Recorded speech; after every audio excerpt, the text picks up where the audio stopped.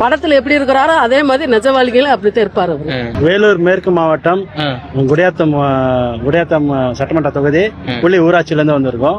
கிட்டத்தட்ட பாத்தீங்கன்னா எங்க ஊர்ல இருந்து பாத்தீங்கன்னா ஒரு 60 பேர் கிட்ட வந்திருக்கோம்.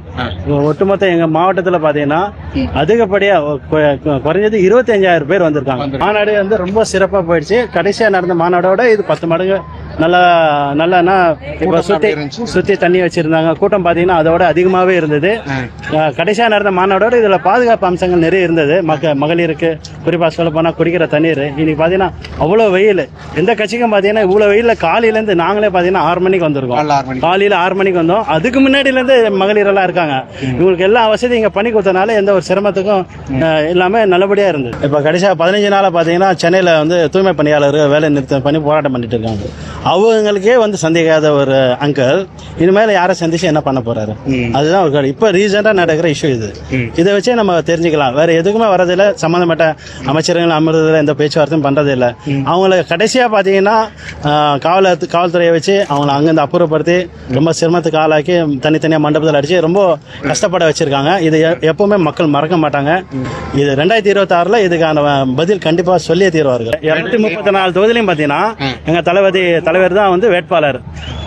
அவரோட முகத்துக்கு தான் எல்லா ஓட்டுமே நாங்க போட போறோம். அவர் தான் 234 தொகுதியிலையும் ஜெயிக்க வைக்க போறோம். லேடிஸ் 17 பேர் வந்தோம். அண்ணாவை பாக்குறதுக்காக ரொம்ப ரொம்ப ரொம்ப ஆர்வமா வந்தோம். விக்ரவாண்டிக்கு நாங்க போன டைம் போயிருந்தோம். பயங்கரமா இருந்துச்சு. அந்த எக்ஸ்பெக்டேஷனோட நாங்க இங்க வந்தோம். இங்க அதை விட செம்மையா இருந்துச்சு. அண்ணா செம்மையா பேசினாங்க. ரொம்ப ரொம்ப ரொம்ப ரொம்ப சந்தோஷமா கிளம்புறோம். ஃப்ரீயா பேசினாரு. மொத்தத்துல பண்றதுதான் செய்வாரு, செய்யறதுதான் சொல்லுவாரு.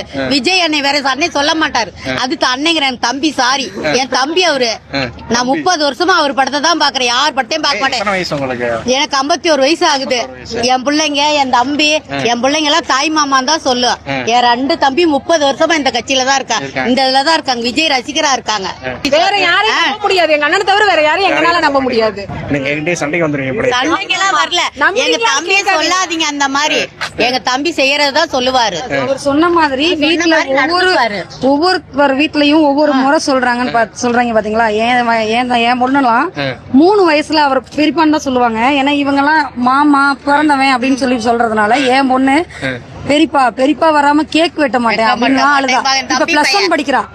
மாநாடு போறதுக்கு பெரிய சிக்கல். நான் பெல்ட் போட்டிருக்கேன். ஹிப்ல போக முடியாதுன்னு சொன்னேன். அம்மா நீங்க போறீங்க, பெரியப்பாவை நம்ம 2026ல நம்ம சிஎம் உட்கார வைக்கிறோம். அதுதான் நம்மளோட குறிக்கோள். நாங்க ஸ்கூல் லீவ் போட்டு பெரியப்பா வரக்கூடாதுன்னு சொல்லிட்டாரு. அதனால நாங்க வரமாட்டோம். நீங்க சூப்பரா பேசுவாங்க. அது இல்லாம நம்ம வீட்டுல பாத்தீங்கன்னா எங்க அம்மா என்ன என்